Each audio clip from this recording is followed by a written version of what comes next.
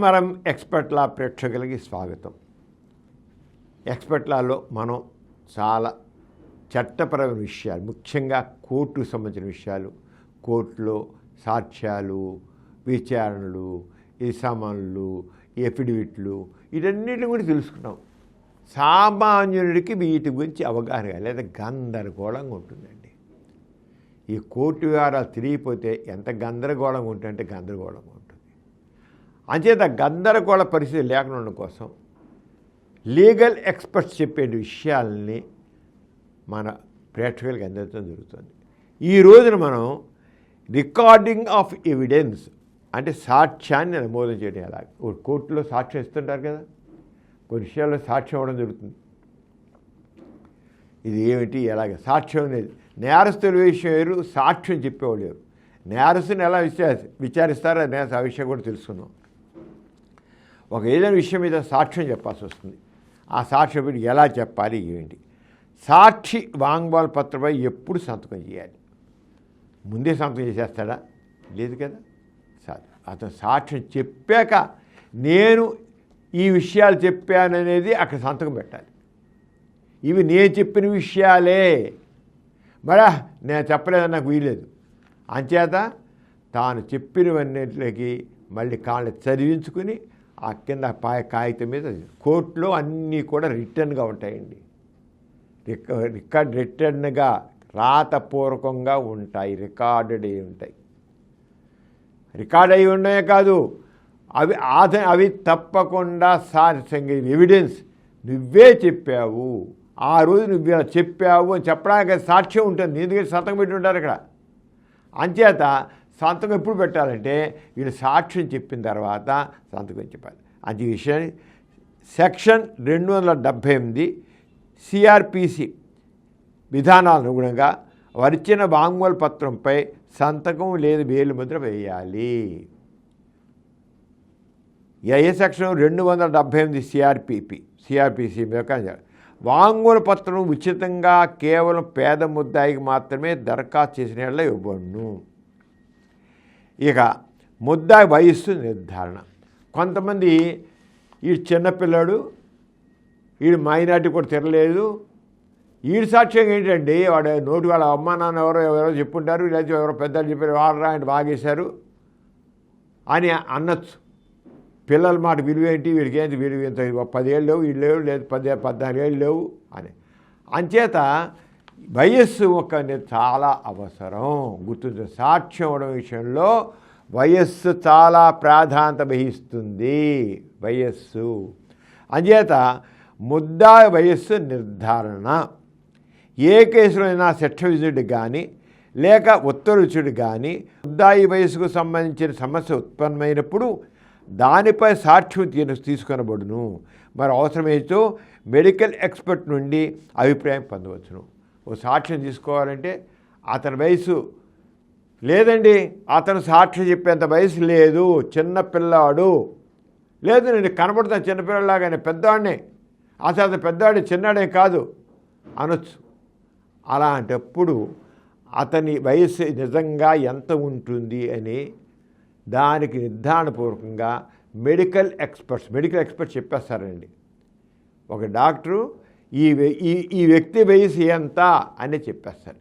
అలాంటి ఎప్పుడైతే వయసు సంబంధించిన ఒక కాంట్రవర్సీ వచ్చినట్లయితే మెడికల్ ఎక్స్పర్ట్ ఒపీనియన్ తీసుకోవాలి. ప్రతివాడు సాక్ష్యం చిన్నపిల్లలు వెళ్ళిపోయి చెప్తే కుదరదు. సాక్ష్యం ఇవ్వడానికి కూడా ఒక వయస్సు సంబంధం ఉంది. అంచేత సాక్ష్యానికి ఇది కూడా తీసుకోవడానికి అంచేత అవసరమైతే మెడికల్ ఎక్స్పర్ట్ అభిప్రాయం పొందవచ్చు. అలాగే కొంతమంది బుర్ఖా వేసుకుంటారు.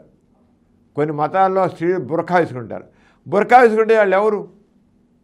అసలు మనిషి ఇంకోళ్ళ. ఒక విషయంలో ఒక బుర్ఖా వేసుకున్న మహిళ వచ్చింది. బుర్ఖా వేసుకు వచ్చిన మహిళ ఆమె అయినా నమ్మకమైన సాక్ష్యం అడిగితే అమ్మాయి అయినా ఎవరో కూడా చెప్పచ్చు, నీ బుర్ఖా తీయడానికి వీలు లేదు, అది వాళ్ళ మతం యొక్కది. మరి ఎలాగా? మరి బుర్ఖా వేసుకుని అమ్మాయి చెప్తే ఎవరు వచ్చి అసలు ఆవిడ కాదండి ఇంకో ఆవిడ వచ్చి మాట్లాడుతానండి అని అనొచ్చు. అందుకని ఇలాంటి విషయాల్లో చూడండి ఎంత లీగల్ విషయాలు ఎన్ని రకాలంటే ఇబ్బందులు వస్తాయో. అంచేత బురకా వేసుకున్న వాళ్ళ సాక్ష్యం ఎలా స్వీకరించాలంటే ముసుగు ధరించిన లేదా బురకా ధరించిన మహిళా వాంగ్మూలం నమోదు చేయనప్పుడు ఆమె స్వేచ్ఛగా ఎక్కడ వాంగ్మూలం ఇవ్వగలదో అక్కడే కోర్టు నమోదు చేయాలి. నేను అందరి ముందు నా బురకా ఎత్తను, మీరు నన్ను బురకా తీసి నా ముఖం చూసి మీరు నా సాక్ష్యాన్ని తీసుకోవాలంటే, నన్ను నిర్ధారణ చేసుకోవాలంటే నేను మాత్రం నలుగురు ముందు నా ముసుగు తీయను, నా మతం ప్రకారంగా అది కుదరదు అని అంటే ఇది కోర్టు నువ్వు మాట్లాడకుండా చేయాల్సిన అన్నాక వీళ్ళు కోర్టు కూడా ఆ మత ఆచారాన్ని పాటించాలి. అందుకని అప్పుడు ఏమన్నారు, అమ్మ సరే నువ్వు ఎక్కడ నీ యొక్క ఐడెంటిటీని చూపించి నువ్వు చెప్తావో చెప్పు, అక్కడే తీసుకుంటావు అని అంటారు.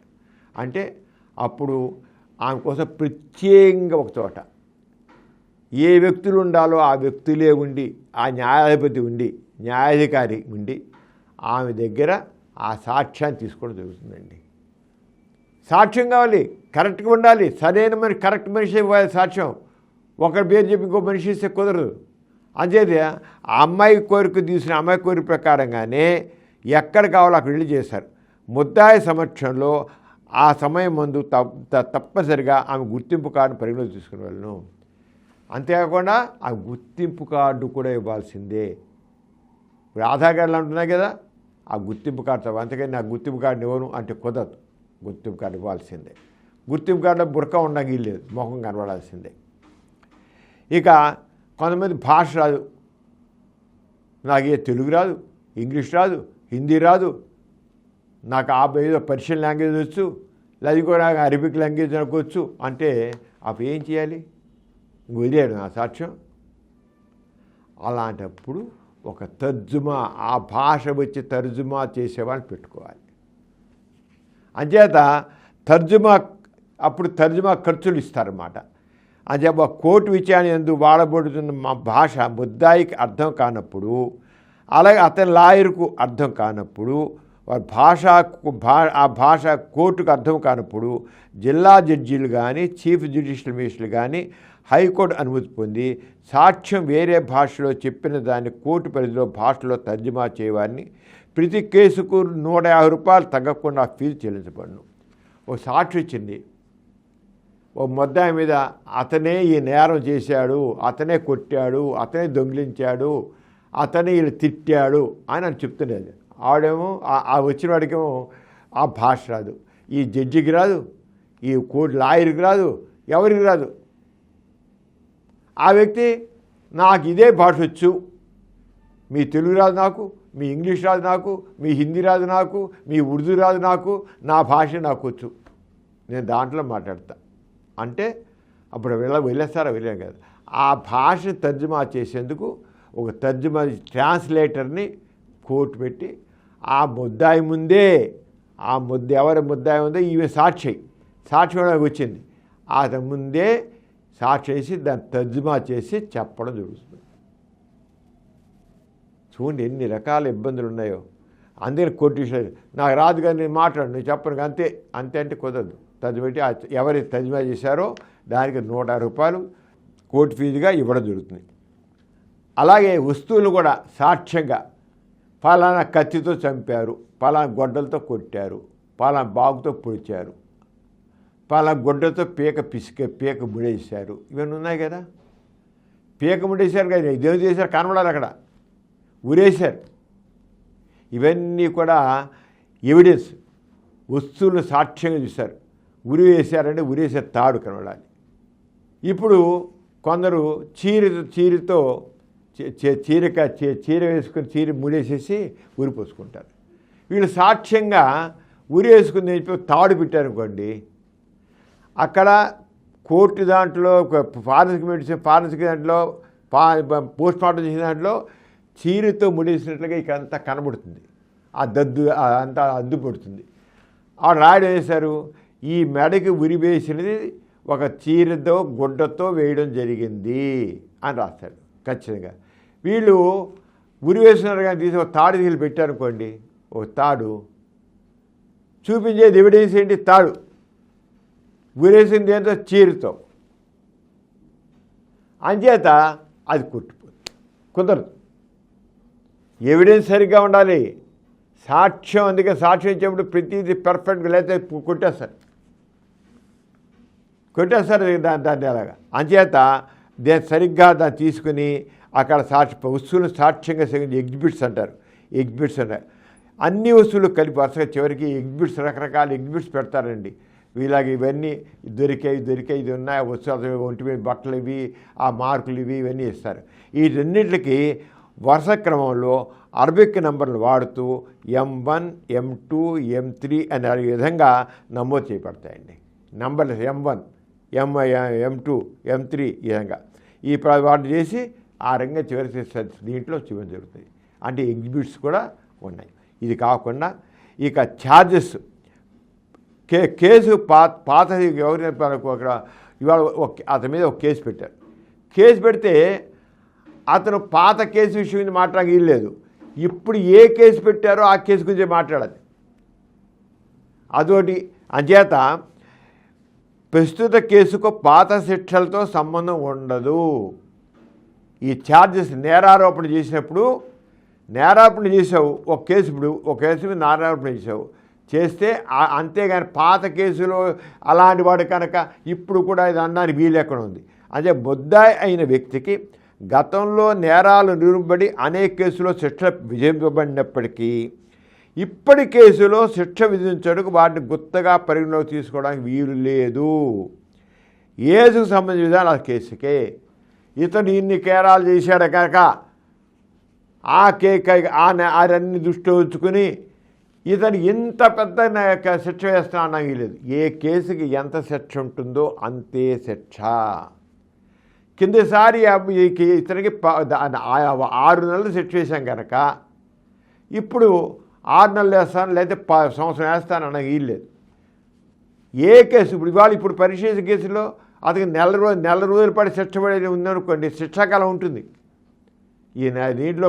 దీంట్లో శిక్షాకాలం ఇంత, ఈ కేసుకి ఇంత శిక్షాకాలం, ఇన్ని రోజులు, ఇన్ని నెలలు, ఇన్ని వారాలు ఉంటుంది. అంచేత ఆ శిక్షాకాలం ప్రకారం చేయాలి. కానీ కిందసారి ఎంత శిక్ష పడి కానీ ఇప్పుడు ఎంత శిక్ష వేస్తానంటే కుదరదు. అంచేత దాని ప్రకారం చూసి చేయాలి అని ఈ రంగా. అంటే శిక్షల విషయంలో కూడా అలాగే అన్నమాట. అడ్జస్ట్మెంట్ వాయిదాలు తీసుకోవాలంటే ప్రతి వాయిదా కారణం అని నమోదు చేయాలి. కారణం ఎందుకు వాయిదా వేసావు, కేసు వాయిదా వేయాలంటారు. ఎగ్జామినేషన్ సమయంలో కానీ లేదా విచారణ సమయంలో కానీ వాయిదా వేసే ప్రతి సమయమందు వాయిదా వేసే కారణాలను నమోదు చేయాలి.